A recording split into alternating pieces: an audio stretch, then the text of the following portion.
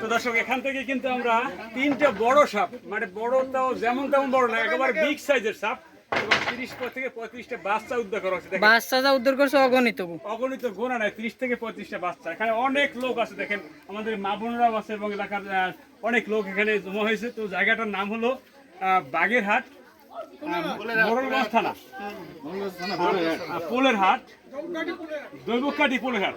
তো এখানে সাপ আরো আছে, সন্দেহ আছে আমার, দেখি আমি শেষ পর্যন্ত আমি এই কাজ চালিয়ে যাব। তো আমি সাপ দেখাতে পারতেছি না, দেখেন এই একটা বড় দুইটা সাপ, তারপরে এই দেখেন বাচ্চা কতগুলো, এই দেখেন বাচ্চা উঠে উঠেছে, এই কতগুলো বাচ্চা দেখেন। এরপর এইটা আছে একটা বড় সাপ, আরো বাচ্চা আরো সাপ থাকতে পারে, যতগুলো আমি দেখি চেষ্টা করে। এখানে নেটের সমস্যার কারণে আপনাদেরকে সরাসরি লাইভে দেখাতে পারে নাই।